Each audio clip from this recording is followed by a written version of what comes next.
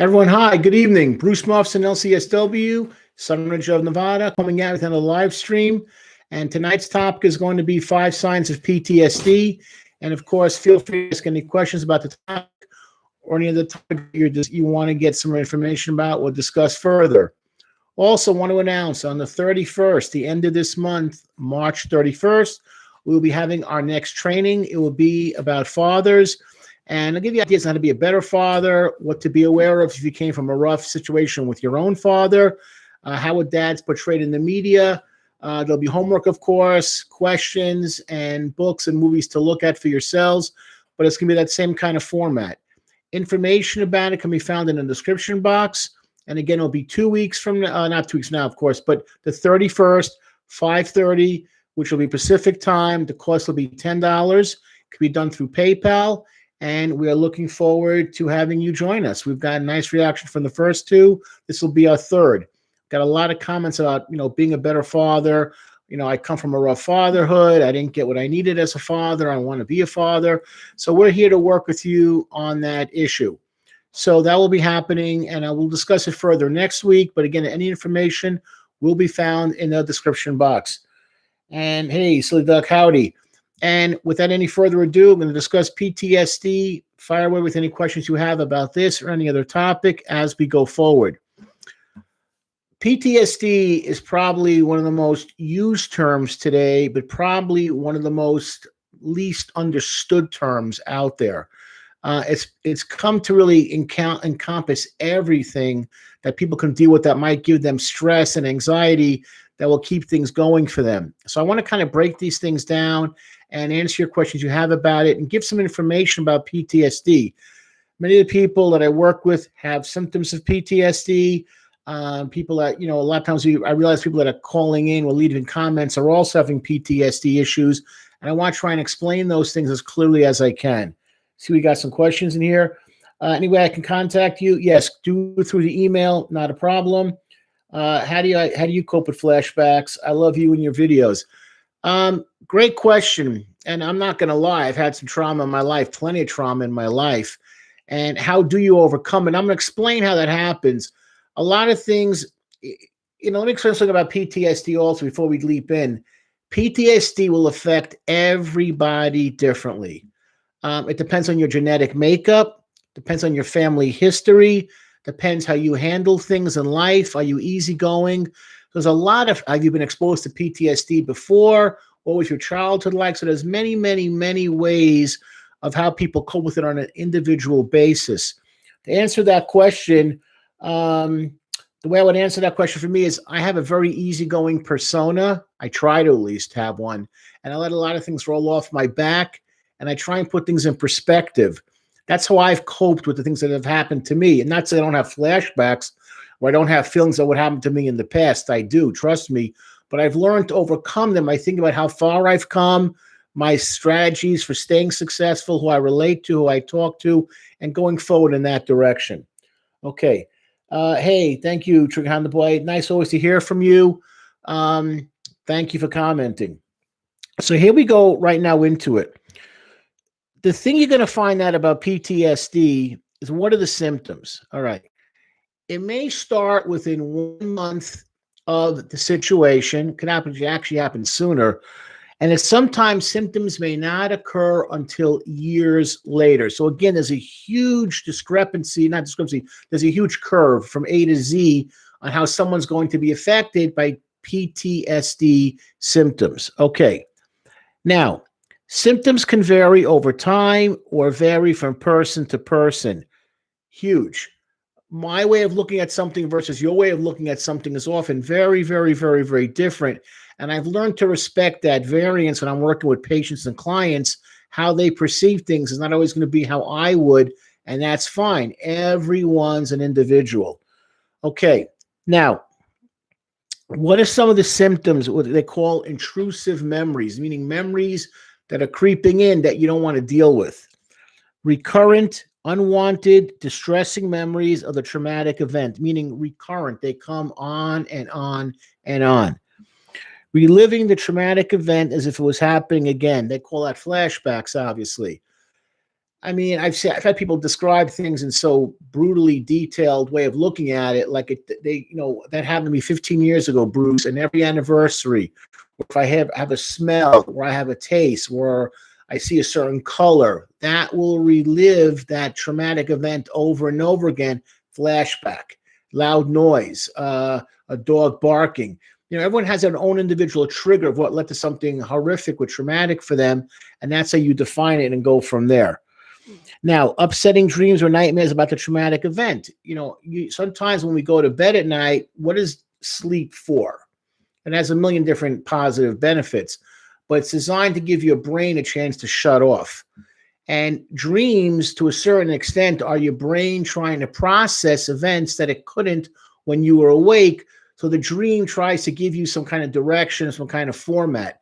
There's a lot of study on dreams. I'm not going to do it justice tonight by just how I'm talking about it, but people use dreams as a way to cope and understand things and process things that they couldn't during the day when they were awake. All right, next. Severe emotional distress or physical reactions to something that reminds you of the traumatic event. Like we said before, smell something, taste something, see something, hear something. All your senses are kind of like an overload. Someone brushing against you, a certain color of somebody, the skin color of somebody, that if it was a hot day, cold day, windy day, all of these things can do that to you. Give you an example.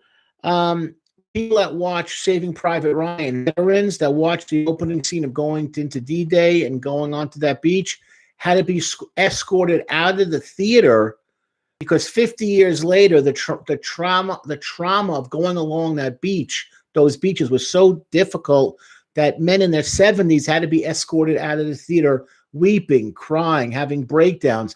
That's how vivid those memories became. And that was seen as a very, that part of the movie was like very, very, very realistic. Okay. Hey, what's good, boss? All good. I shot you an email. Love your videos. Never stop. Hey, thank you so much. Appreciate it. That's crazy. Yeah. Thank you. Yeah. And that's what happens. 50 years later, guys who went to see that movie had to leave the movie. It was too intense for them.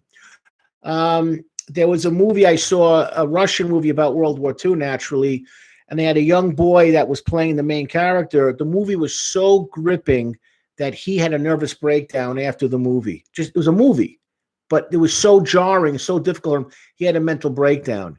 It shows you how powerful these things can be. So also, the avoidance. You're trying to avoid thinking or talking about the traumatic event. Don't bring that up. Don't talk about that. What are you doing? Stop. You don't have to remind us. I know he died. Yeah, I remember being fired that day. I remember the car accident. Why are you doing that for? Why do you have to talk about my divorce again? I remember my kid passed away. I remember that. I was at the funeral. What are you talking about? I remember the fight that I lost really bad.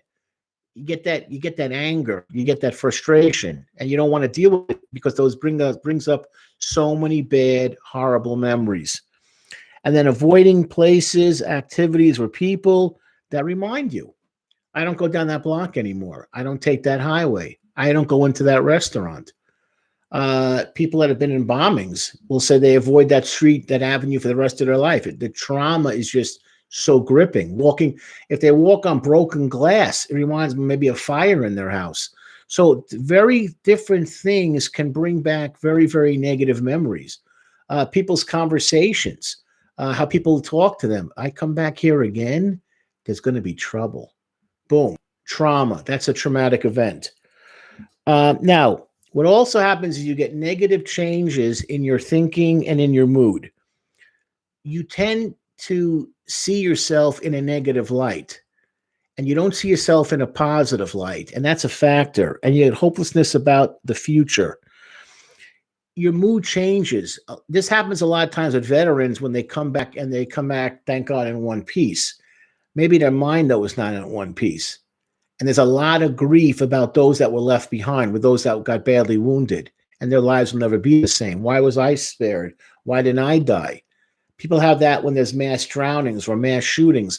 Why did the gunman shoot the guy next to me? Why did I only get grazed? I can't get over that. Or if you're in a car accident and you caused it and you had two of your best friends, both broke their legs, and goodbye chance to go play professional baseball. Why didn't I get that happen to me? I wasn't a particularly great athlete. They had a chance to go further. And you feel that guilt, that shame, that embarrassment, hopelessness about the future. Like, what do I care about? I've had people actually tell me this, that they don't care anymore. Like, you know what, Bruce? I'm going to drink myself to death. Why not? My life's over. I survived. They didn't. I came back. They didn't. I was the one molested, where I didn't stick up for my sister that was molested. Can't get that thought out of my mind. My little sister got molested by our father, who I supported and who I loved. And guess what? I never was the same again. I'm going to drink myself to death. I'm going to eat myself to death. A lot of times when people are doing self-destructive actions, the question is why? And when you start to go through like the paint on a car, layers of paint, and you get down to the engine, you finally see what the real issues are going to be.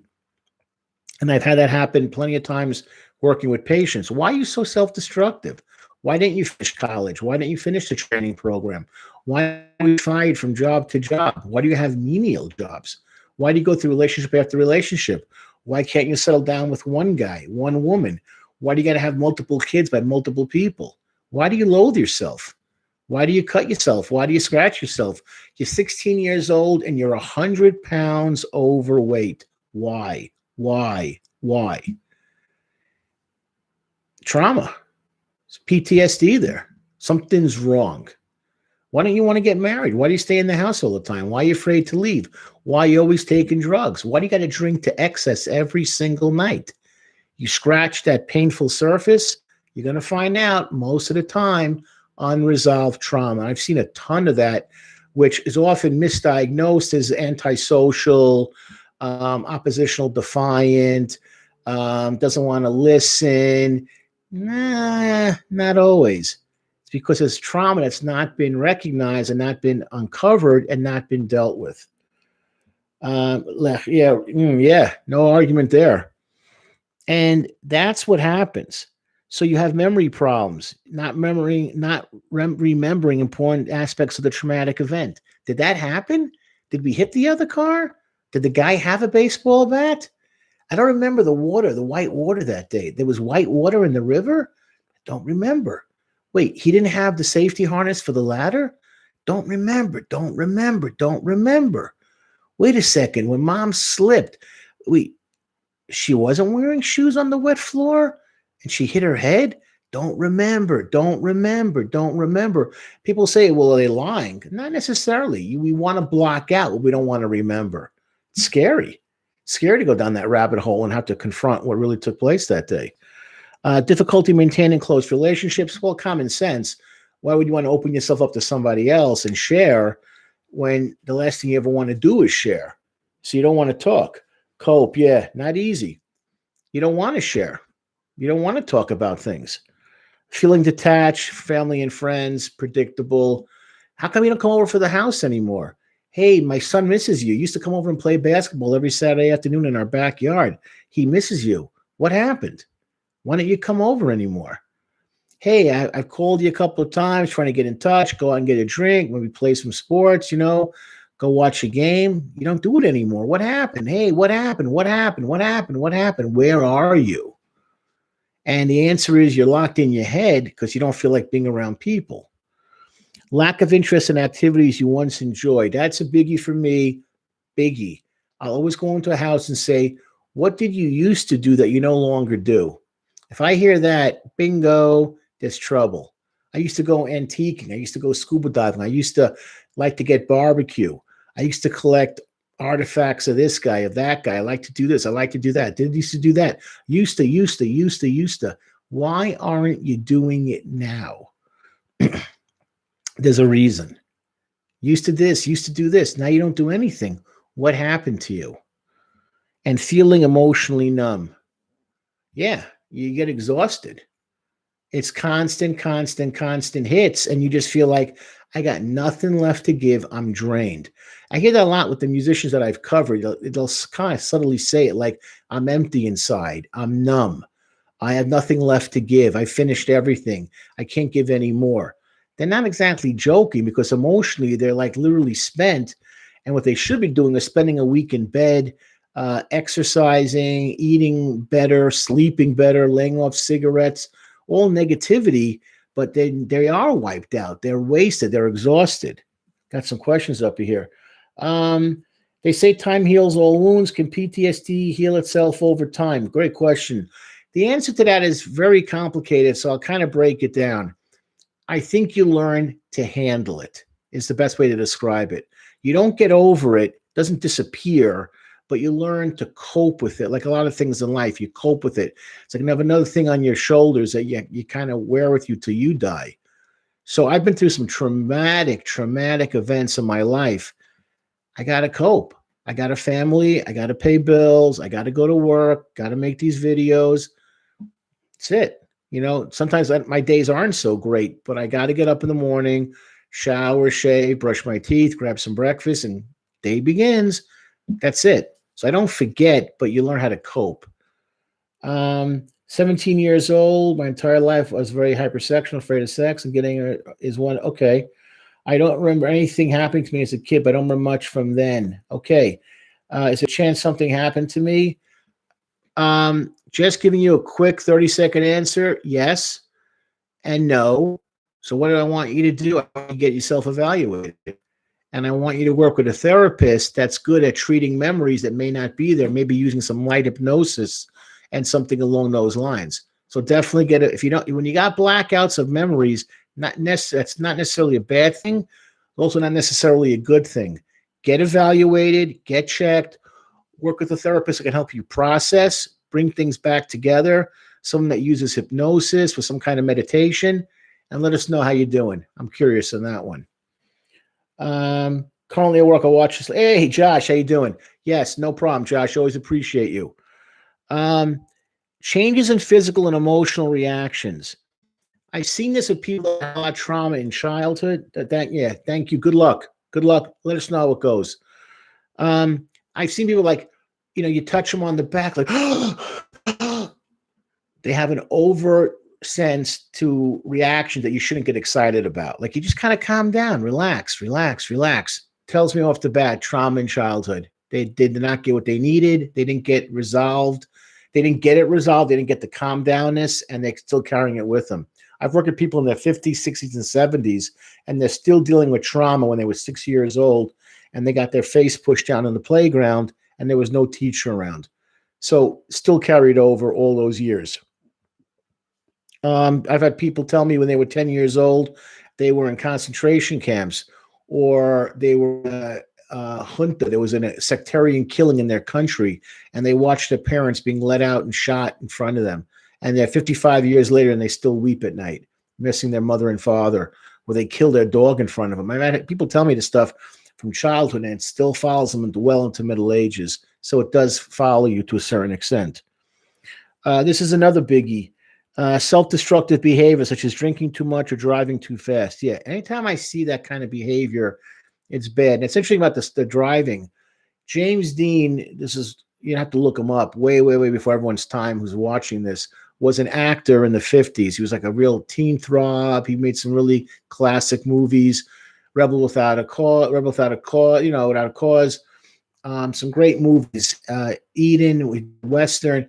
He loved fast cars. Well, a young guy, of course. So he's driving a car.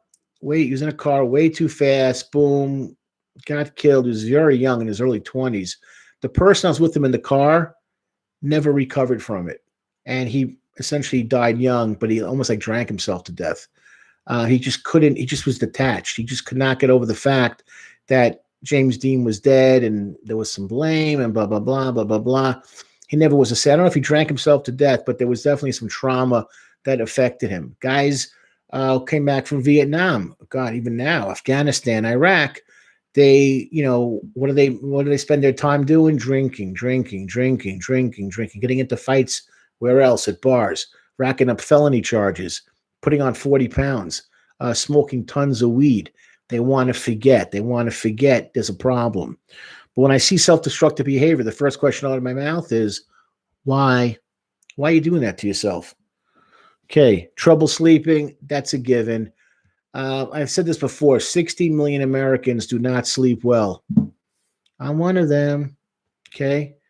I got to make some decisions this year how I'm going to start sleeping, but I got to. I wake up too much at night. I got a lot going on. I can make all the excuses in the world, but I do not sleep well.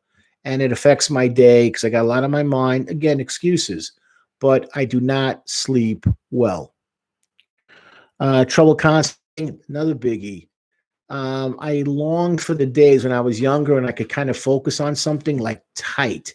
I can't do that anymore. I got to take breaks. I don't have that same concentration that I used to because there's a lot more going on in my head than I was when I was 17 versus being 57. It's a big difference. So concentration is another one that's going to suffer from this. And getting angry easily. And of course, the overwhelming guilt or shame.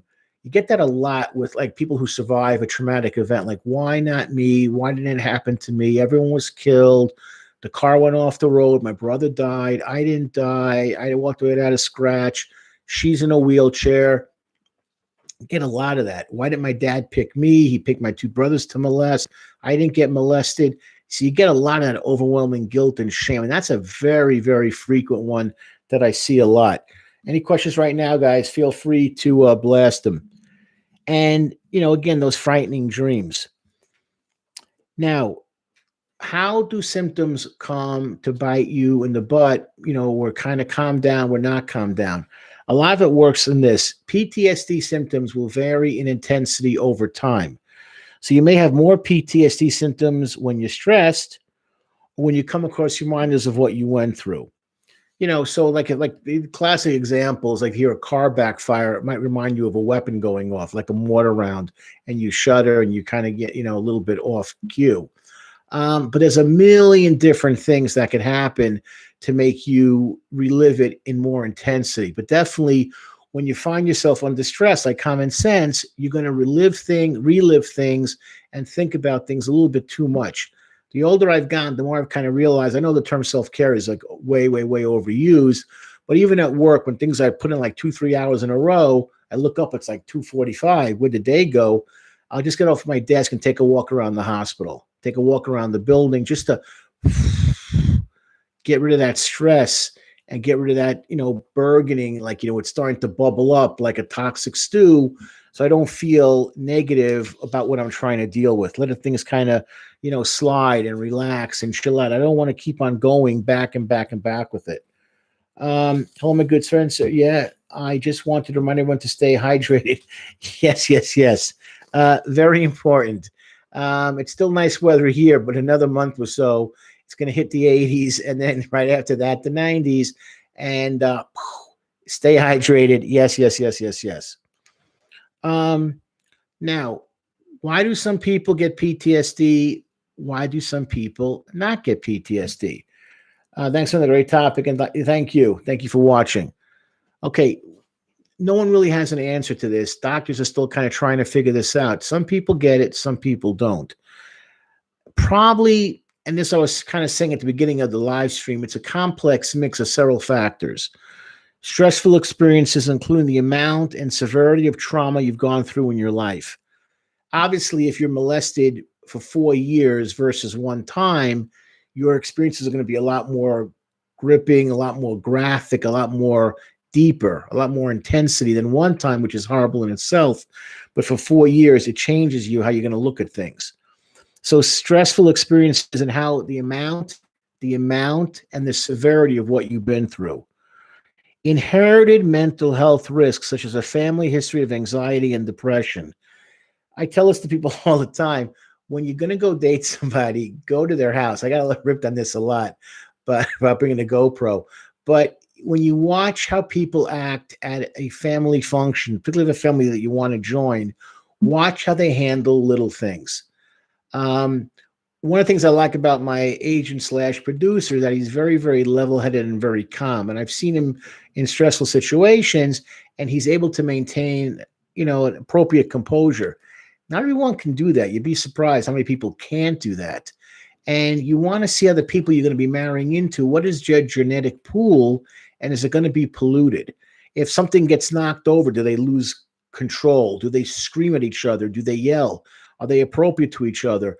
this is what you're going to be marrying into or living with. Trust me. So you want to kind of get a sense of, before you go further, what is their interactions with each other and how their interactions are going to be with you. If they're going to be high stressed, oh my God, that's what you do for a living? Are you afraid? That may be what's going to happen to one of their kids, how they're going to react to the person you want to be with. So check out the family structure. So inherited features of your personality, your temperament. What do you like? When something goes wrong, can you laugh it off? Can you, joke about it? I'll give an example and answer these questions in a second. Last night, I was cleaning out my refrigerator with something. I was going to take the food that had kind of rotted and dump it in a field right near where I work. So I just kind of, back to the earth kind of movement kind of thing. So it shouldn't go into a landfill. And I guess it was way more rotten than I thought, and it leaked, and it got on me. It got inside the refrigerator, got on the floor. So what I do, I just took a rag, put some soap on it, and cleaned it up. Washed off my arm, got a Ziploc bag, put it all in there, double bagged it, and then when I came to work today to drop it on the ground, it leaked some more on my hood. So what I did, I got a napkin, I wiped it off. I didn't let myself get excited about that when I have 900 other things to get excited about. That's another thing about relationships too. How does the other person handle stress?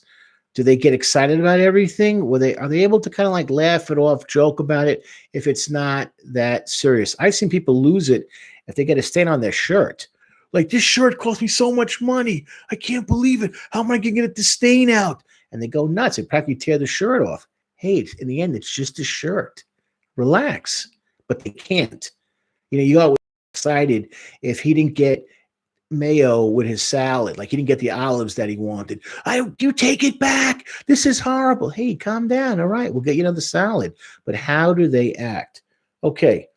Can you inherit PTSD from your parents? Say they went through a traumatic experience. Can it be passed on? Great question.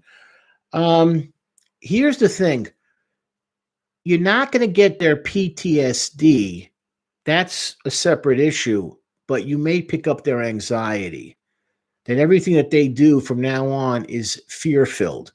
So let's just say your parents, he was a teenager, he was in a hot car, Camaro, he was with 3 friends, guys were drinking, smoking some weed. It was a rainy night, they misjudged, the turn, and they went against the wall, bam, wrecked the car, everyone got wrecked, broken legs, broken ribs, blah, blah, blah, some, concussions.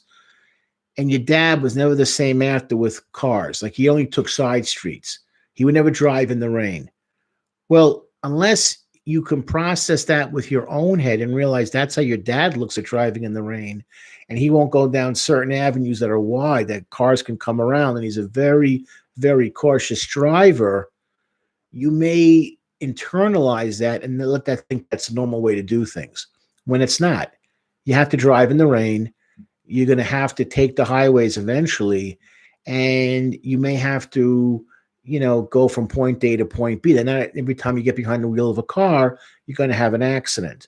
So you got to put things in perspective. A lot of my dad's insecurities and my mom's insecurities, I realize now, came from their childhood and how they were raised. And I realize now that I'm, more than past middle age, I can't internalize that, where I got to pull the shrapnel out of me that they gave me and realize that's not how I want to live. Everything can't be fearful. Like, don't do this, don't try that. What could happen? You might be successful. I meet so many kids like that. They get these insecure thoughts from their parents that really don't give them a lot of juice to push themselves. Like, you're only meant to finish high school. You're only meant to go to community college, Division I scholarship, maybe Division III, NAIA, pay for a camp for you to go for 4 days to work on soccer skills. Why, son? You're not going to be Division I or Division II. You're just not good enough. I wasn't good enough, so why would you be? Like, you get people telling you these things, like, you can't try this career because you have a certain ethnicity, or you're a certain race, or a certain color of your skin. It's so stupid to me, but people buy into that. Oh, no one from this neighborhood has ever done that, son, so why will you? What do you listen to them for? It's so dumb. You got to think for yourself. So you don't want to get caught in that anxiety wheel where everything that you do is based on people's fears and insecurities. You look up one day and you're like, what did I accomplish in life? Nothing. So you don't want to think that way. Man, there's a lot of, thank you for that. Let me give you guys an expression. Let me clarify something also. This, I think, is our 140th video. And if you throw in some other live streams, some podcasts, probably like 150 that we've made in the last, it's like going to be on close to 5 years now. So roughly we've made like 30 video events a year. I'd like to have done more. Okay, we did 150. Here's the point. If I would have told everybody who gave me advice about this, should I go forward with it? The answer would have been like, I don't know. That doesn't make any sense. That's crazy. Just stick with what you're doing, Bruce. Don't be too creative. What are you trying to prove? What are you trying to get out of this? And if I would have thought like that, I'd be like another everybody. But I met somebody who had believed in me, had confidence in me. I'm not saying I didn't have confidence in myself already, but he had the right perspective and how to go forward. He was right. But if I didn't like myself, like, gee, I don't know, I don't want to commit to anything. I might actually be successful. Where would I be today? Wouldn't be doing this today.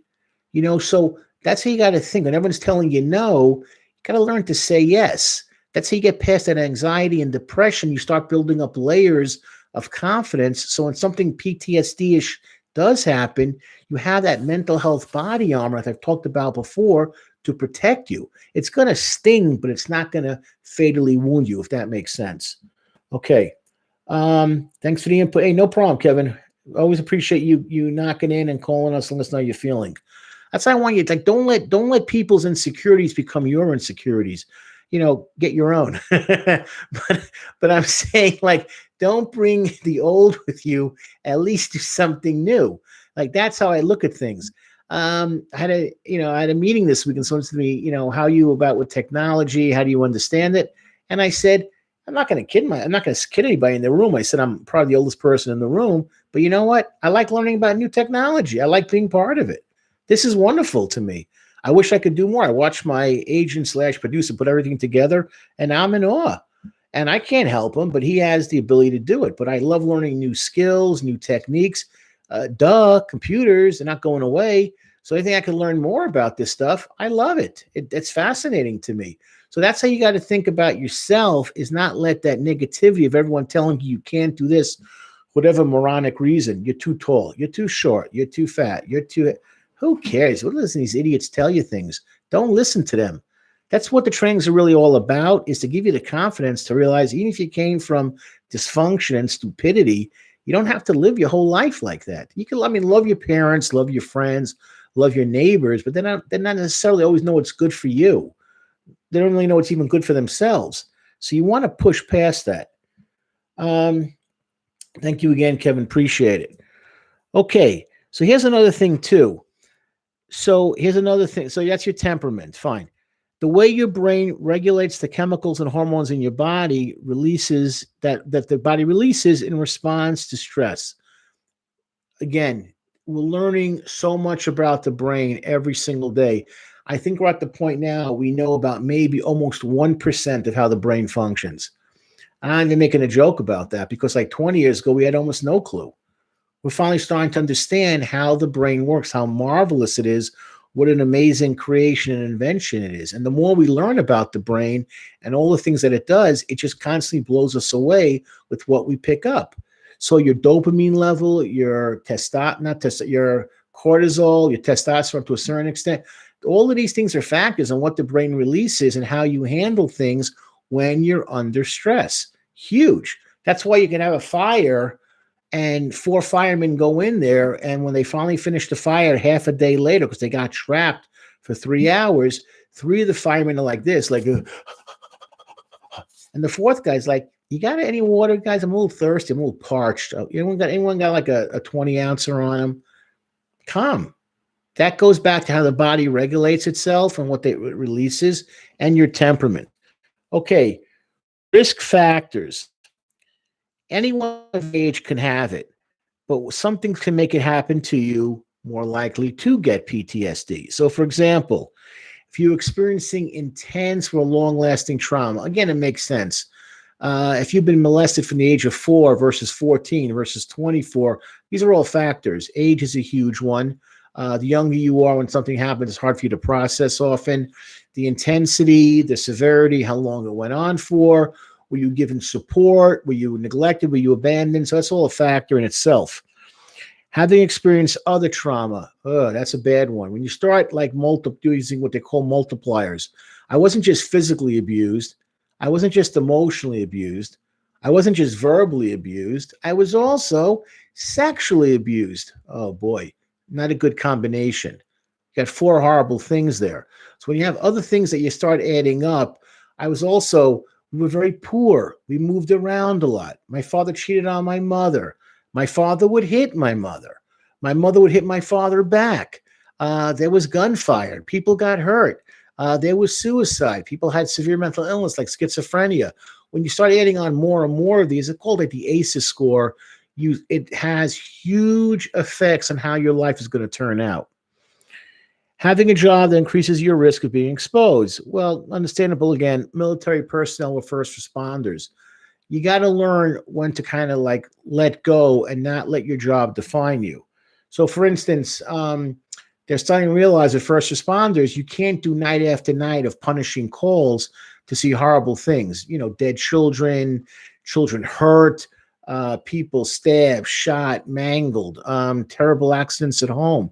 You don't want to see that stuff night after night. It does affect your psyche. So what's the first thing that most of these guys and women do? Run to the bar, drink heavily, and, you know, because we're tough, we're type A, nothing bothers us, wrong. Doesn't work that way. You know, people that are policemen, firemen, take it home with them. Dangerous. Don't do it. You know, we're stop off the way home, have a dozen donuts. Oh, your officer had 12, you get a 13 for free. Not good. Go home, have like 5, 6 beers, have another heavy meal, sleep on the couch, you know, snap at your wife, kick the dog, things you don't want to do. You're bringing that stress home with you, and eventually you're going to erupt. That's going to affect your body, your sleep, your relationships, blah, blah, blah. You get the picture. Okay. Having other mental health issues such as anxiety with depression, if you suffer from those, anxiety or depression. Okay. Having problems with substance abuse, excess drinking, drugs, lacking a good support system of family and friends. Huge. I stated this a million times before. No man is an island. You're not a rock. That's Hollywood. Okay. That's in comic books. You need people. You need friends that you can rely on. You need family that you can love and they can love you back. You can't do it alone. Everyone thinks that they can, and they're completely wrong. It doesn't work the way. If you have any questions now, you throw it onto the board. Board's empty. But I'm just saying, forget about that nonsense. Like, you know, I'm a rock, I'm an island. Complete nonsense, never works, and you will crash and burn. You got to have support around you. Having blood relatives with mental health problems, including anxiety and depression. Yeah, I come from a family, at least my immediate family, a lot of history of anxiety and definitely some depression. And I really tried to be careful not to deal with, not to have, I mean, listen, everyone gets depressed, but not to let it, you know, take me over, take me on, would take me over, overtake me, I'm sorry. And, or get anxiety to the point that I'm lunatic. You know, do I sometimes get more anxious than I should? I know you're looking at me. How is that possible? Bruce Muffs, Ptsd, therapist of the world. I get anxious too, but I've learned to kind of like let it go. You'll figure it out. You've done it before. You'll do it again. Now, age is starting to work against me, but I still look at myself as like I'm capable, I'm bright, I'm smart. I can figure something out. That's all we're looking for. Now, some of the most common events that lead to PTSD, again, common sense again. Combat exposure, childhood physical abuse, sexual violence. Of course, these are all terrible things to go through. Physical assault, being threatened with a weapon, an accident, again, another 3 of them. But there's so many more variations of this. You just don't want to go through that. You know, these are all terrible things to go through and experience, and it will affect you. Again, any questions you guys have, feel free to shoot them out there. Ready to listen. Okay. And again, they talk all this, and it's so true. You only want to focus on the concept of prevention. What can I do to prevent it from, A, if I can, happening? And if it does happen, what steps am I going to take to rectify it? You know, so often I think one of the things I tried to get out in these live streams and in the video breakdowns and in the trainings is prevention. If you deal with something early, it's not going to bite you in the butt if you wait 3 months for this to happen. For me personally, I like to do lists. I'm still a guy who writes things down on paper with a pen, and I get a certain amount of satisfaction when I can cross them off. So if I have a long day tomorrow, which I almost always will, what I will do is I will put down what has to get done for the day. Like sometimes I'll star something as a priority, and I'll deal with it right away. It could be something that's unpleasant, but you know what? You got to be first through that door and be the one that's going to be aggressive. If you let things kind of like just not get addressed and no one talks about it, well, here's what's going to happen. Someone will eventually talk about it, but it'll be 5 times the problem. So you got to try and work on prevention. Example, 1 out of a billion. I know it takes me so much time to get here. Okay. I know I got to deal with traffic. I get that. I know that there's certain parts of this route, they've been doing a lot of construction in the last year. There may be a slowdown. But if I give myself enough time, if I run into a red light that's going long, or there's a 3-laner down to a 1-laner for 2 blocks, I've built in enough time that I'm not like, I'm not anxious. I know to do my prep work before. I never come in, God forbid, ever like not knowing what I'm doing.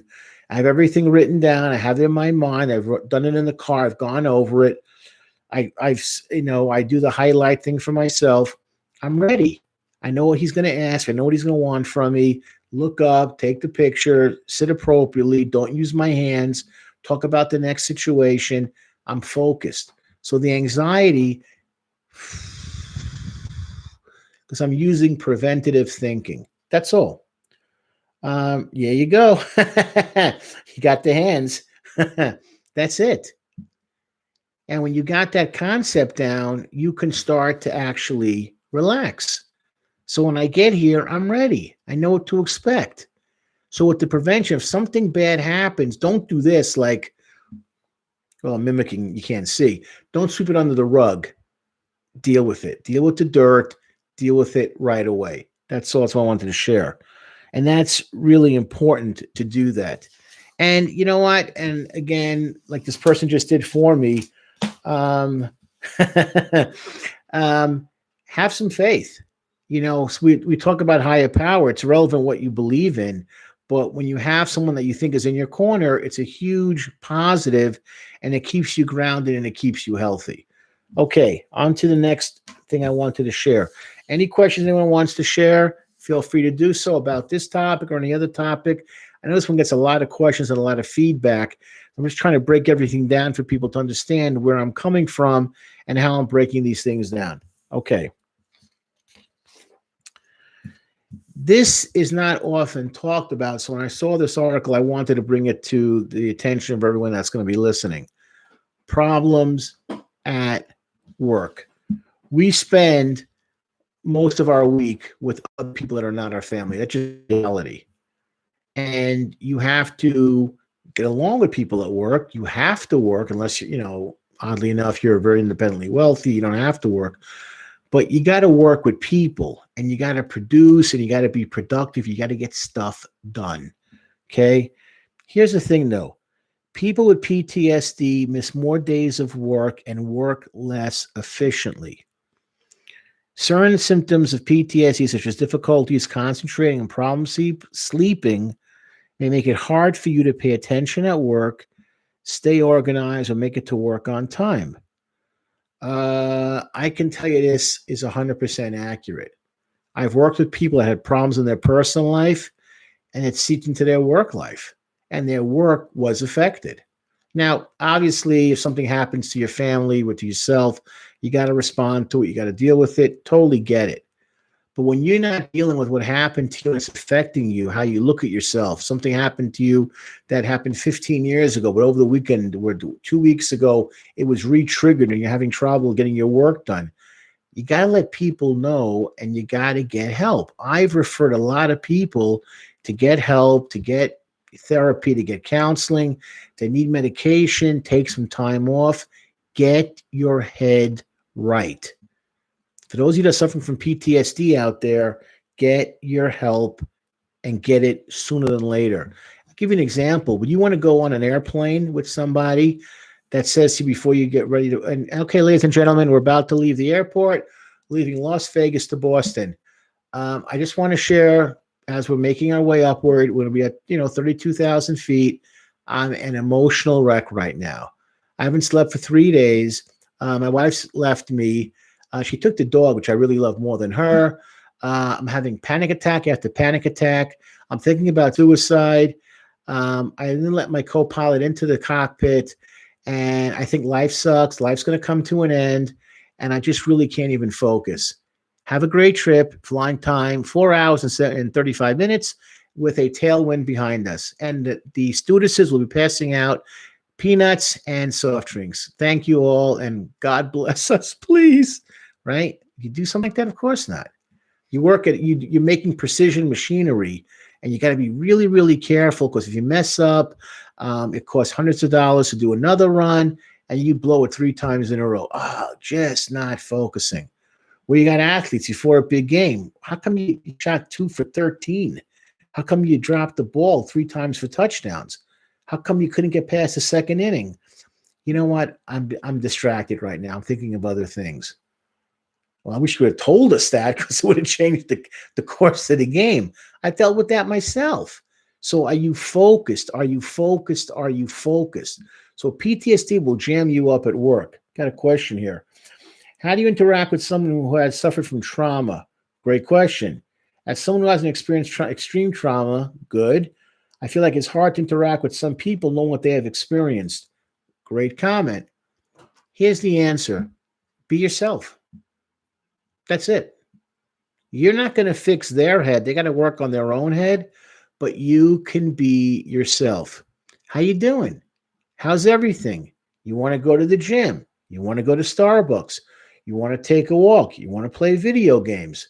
What kind of school are you taking? What kind of classes do you have? What's your major? Hey, I see you worked in my department. I never got a chance to know you before, but you work on the 3rd floor. I'm on the 7th floor. What do you think about working here? What a crazy boss. Be yourself.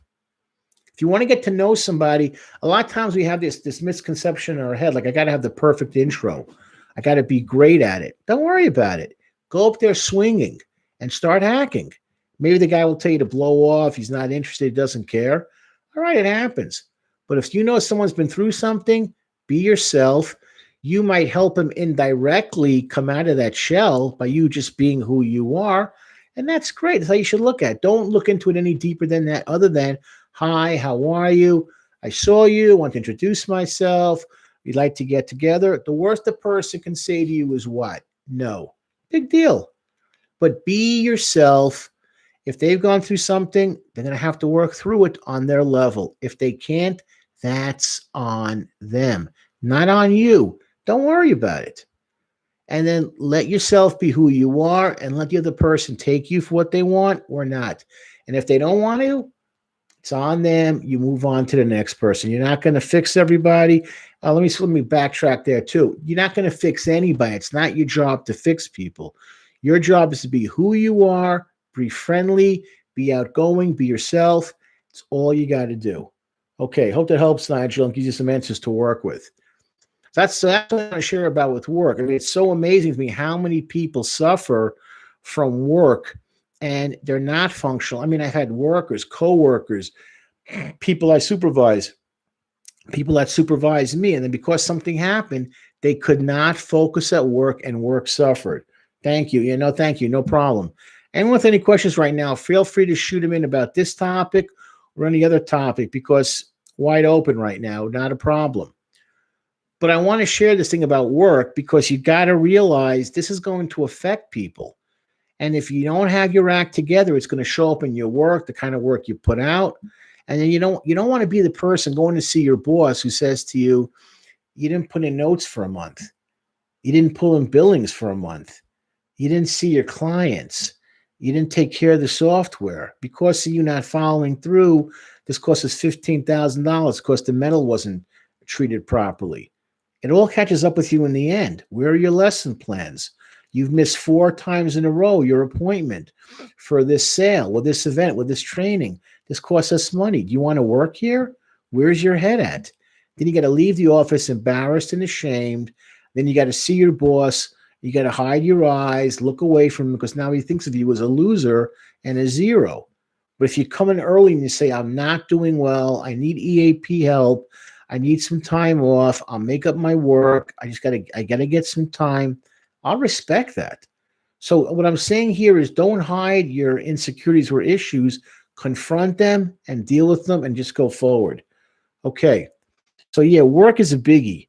So we'll work on time. That's another one. You got to be organized, stay organized, and make it to work time. People with PTSD often have problems at school and are less likely to make it through high school or college. I had friends like that. They had so much going on in their lives. They had a hard time at high school. They could have done better, and they went to college and they dropped out. They had to take off a year, had to go back twice because their head was not right. You don't want to waste time like that. As you get old, you realize how precious it is to make every year productive, every day productive. You don't want to say you wasted your time. How do I control my inner anger? I build a lot of emotions and rage, trying not to go to straight violence. Good. But I snap sometimes and it is bad. It's like seeing all red. You know what? I've been there myself. I had that problem too growing up. I came from a dysfunctional home, and things were not good between my mother and father, between my father and my mother. A lot of verbal abuse, a lot of hitting, a lot of yelling, not a lot of money, very insecure. So how did I handle it? I acted like an idiot in school and an idiot in the street. I was the class clown, and I was always looking for kind of fights, trying to quote, quote, prove myself like an idiot. And what did I accomplish? Zero. Not good. You don't want to do that to yourself. You don't want to be self-destructive. And I was lucky I got old enough, a little bit old. When I say old enough, the ripe old age of like 18, 19, I went away for a while to another country, and I kind of started to figure things out. I didn't have all the answers. I'm not going to say I did, but I started to realize this is only going to get me into trouble and get me into a lot of stupidity. Couldn't think like that. So you got the inner rage, you got a lot of anger. Here's my recommendation. I want you to go see somebody, okay? Get an evaluation, see what's causing the anger and the frustration and that explosive temper. Why? That'll be my question. Why are you having problems with your temper? Why are you having problems with your anger? What is going on? And learn about yourself, learn about your issues. How can you cope better? How can you handle stress better, anxiety, maybe some PTSD, but what steps can you learn? So talk to somebody. You may need for a while to be on medication. I'm not pushing. You may need something like that. You may need to go to a support group, group therapy. But don't do anything that's going to be self-destructive to you, like getting into random fights and acts of violence. Because what's only going to happen is you're going to get arrested, and those arrests are going to catch up to you and going to affect you throughout your life. So I want you to think about that. Everyone has anger. It's not weird. It's not strange. It's not bizarre. We all suffer from anger. It's how we handle that anger that makes the difference. What would I say to you also? Are you exercising? Are you working out? I'd rather see you run 6 miles and go to the park and do 100 pull-ups and do, 20 minutes more of cardio and go home fried that way than looking for a fight if you're in high school, college, at a bar, heavy drinking, heavy drug usage, driving a car too recklessly. Don't do anything that's going to be self-destructive. Do something that's going to be self-productive. Hope that helps. Hope that makes sense to you, Zach. Good luck with everything. Okay. And here's another thing too. Shocking, but not exactly frightening. People with PTSD also have higher rates of unemployment than people without PTSD. Of course. Because people work habits catch up with you. You don't do your work. You don't do your assignments. You don't be on top of your paperwork. It will catch up to you. Hey, Jesus, let go with that kind of stuff and just give me something good, okay? But when you start seeing stuff that's going to be affecting you, it's going to mess you up and you're not going to go forward. So you want to think like, how do I make good choices and not bad choices? And kind of go from there. And problems with relationships. Okay, that's another one. Okay, question. I get anxiety from talking to people. For example, if I notice a weird smirk, I don't get that nice response, it throws me off. How can I build some composure? Very simple, Kevin. And here's how you look at it. It has nothing to do with you. And even if it does have something to do with you, it has nothing to do with you. That's on the other person. Too often our anxiety builds up because we perceive something like this, like, a smirk or comment where we look at the eyes. It's not your problem. Realize that 100% of the time, it's usually the other individual that's having issues and not you. Be yourself, be yourself, be yourself, and you'll realize really quickly what you're dealing with. So I don't want you to get so excited that you feel like you can't relate to other people. Be yourself. If they like you, they're going to like you. And trying to guess about a smirk or a comment or a weird smile, guess what? They may be feeling anxious themselves, and that's their way of trying to cope with their anxiety. So you've got your anxiety attacking their anxiety. It's not worth it. Don't worry about that stuff. Just be who Kevin is. Just be who you are. Relax and be happy with yourself. And don't try and read into things, because very quickly, if they don't like you, you'll know it soon enough. And if they like you, you'll know soon enough. But don't overthink it. Just enjoy the moment. And don't let it like crash you down like, oh my God, oh my God. See where it goes. People get nervous when other people approach them, particularly today when things are more and more done online and on the computer. But be aggressive in a positive way and see how it goes. Try that and let us know how things work. So I hope that gives you some ideas about some composure for yourself. I've taken a lot of distance against people that I used to be close to. I felt I had to put myself first when I kept getting screwed. So I exited a few friendships, feel less stressed, but kind of empty. Feel the friends in between couldn't understand. I lost touch. COVID's definitely a factor. Let me talk about COVID for a second, also about PTSD and anxiety, because they almost go hand in hand. We haven't even begun to see the effects of COVID on people's mental health. That's not even happening. It's going to come. That's going to hit us like a tsunami in about 6 months to a year, and we're going to get destroyed. Like, so many people are going to say, "I can't cope because of COVID. I lost everything. I couldn't get out of the house. I lost my job, my friendships, everything." So my response to that, Mateus, is if now you're kind of like the tank is empty, it's time to renew the tank. Thank God vaccination rates are rising. I'm not saying we're out of the woods yet, but the death toll is not as extensive as it was at one time. Start making overtures to find new friends, new people you want to hang out with. Don't sit back. We tell people watching this channel, we want you to be aggressive. COVID's definitely a factor, and certain friends you might have realized from being in isolation weren't really your friends at all. So what's the next step? Go find new friends. Go look to make new friends. Let me ask you a question. I'm curious, Mateus, if you don't mind letting us know how old you are. I'm just curious about that. So let me know how old you are, and I want to share something with you about that as well. But I want you guys to realize not to let that stress and anxiety get to you, but I want you to realize you have the ability to reach out to other people. And if relationships don't work, here's another thing too. Don't stay with them till there's nothing left. If it's not working, move on, get out, no problem. But I don't want you to sit through negativity, or if you're not getting the emotional support that you need, you can move forward. And here's another thing too. Problems with relationships. That's another one. People with PTSD are more likely to have problems in their marriages than people without PTSD. 21. Okay, here's my point to you. You're brand new. My age, finding new friends is not so simple as it was when you're in your 20s. I'm settled. I got a lot of things on my mind. I got a lot of things I'm thinking about differently. You're just beginning your life. So you got a chance to do a do-over and a makeover and find out what makes you happy. So I want you to start saying to yourself, put it down on a list or put that on an iPad. What are my strengths? What weaknesses do I have to work on? And let me go back and meet people now that we're kind of emerging from the caves and seeing if I can find a new identity for myself to relate to people in a happy and productive manner so that I enjoy myself. Hope that works. Good luck. Let us know what happens. And Kevin, going back to you also, I want you to think about that. Building composure is, and the more you put yourself out there, guys, the more you go out there to meet people, introduce yourself, put yourself in new situations, the more likely you are to find people who are going to like you for who you are.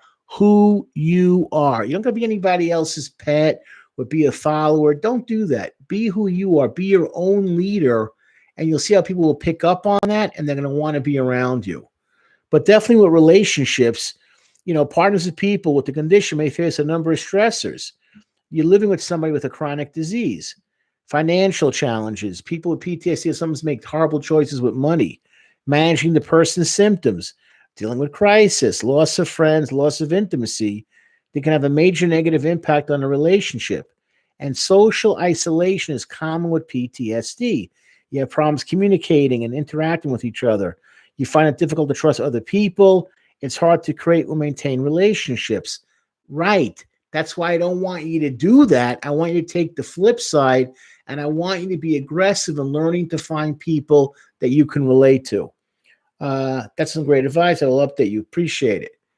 That's how I want you to think. Yeah, you're going to have these problems and you're going to isolate. I don't want to be around people. People suck. I hate people. So don't do what you think you should do.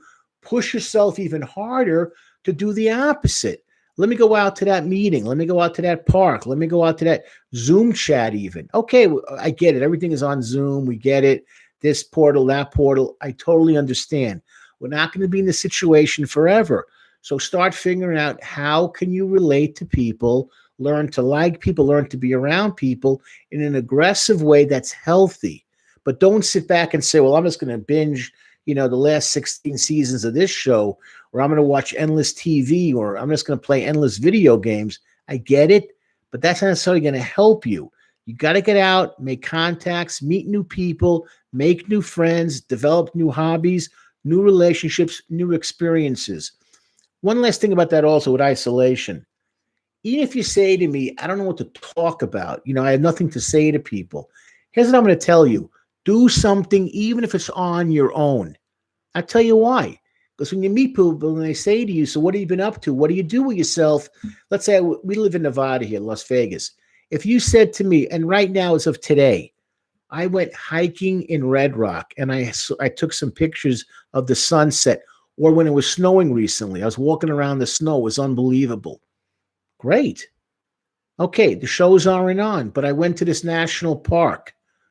I went to an art exhibit, things I can do on, what have you done? What have you done differently? I tried this new kind of food, this new kind of sushi, whatever it might be. I took a drive between here and Los Angeles. I was there for 2 days checking out the sites. I wanted to go to the beach. Oh, what's LA like?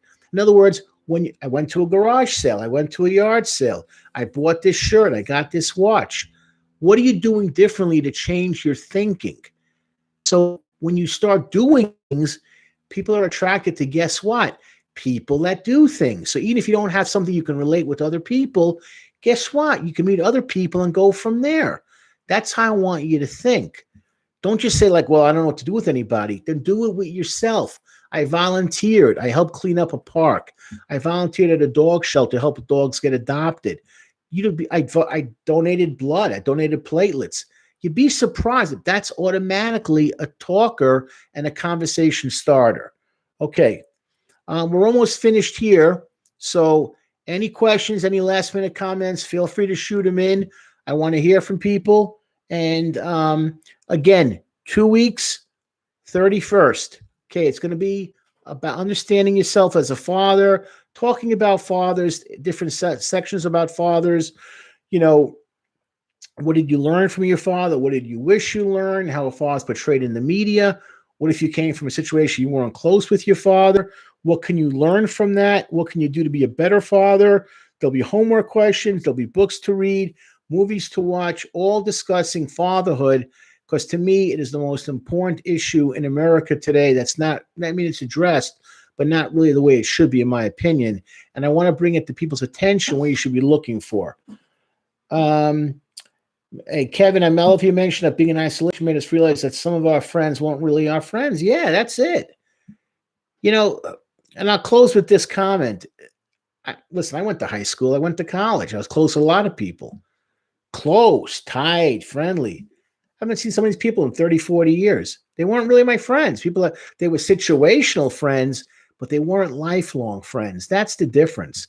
I was a popular guy in high school. I was a popular guy when I was overseas, popular guy in these summer camps. I knew everyone. Guess what? I don't speak to a lot of I'd say over 9% of those people I never talked to again. It was situational. And once it was over, it was over. So it's time to now kind of clean out the closet, get rid of the stuff you're not wearing anymore. The same thing with friendships. Okay. How do you know when to let go of family? Even if you guys were close, you know that he is not the best person. You know if you can trust him. You know what? Trust yourself. Trust your gut. It may not be a great situation. You know, the fact that you're telling this to me tells me there probably are problems. And the question to ask yourself, Zachary, is this: can you work through them, or are they insurmountable? Do you need to take a break? Do you need to get someone's perspective to tell you how to think? Maybe go to a appointment, get an evaluation, discuss your relationship. Is it salvageable? Is it too much? Is it too much water under the bridge? If you can salvage it, great. If not, you're going to have to think, where do you want to go with this and how further you want to take it or not. Unfortunately, not every relationship is healthy. I always say if you can salvage it, great. If you can't, you can't. But understand why you're not going to make the effort to salvage it, if that helps. Give us a call and let us know. Last question. How do I address this person if I ever do act with them again? Let's say if they say hi to me after a long time. No problem. How you doing? Long time no see. How you doing? 1, 2, long time no see. What's up with you? 4, man, it's good to see you. 5, wow. Hey, great. You got a minute? Let's catch up. 5 things. So go in there with a pregame and then just shoot them out there.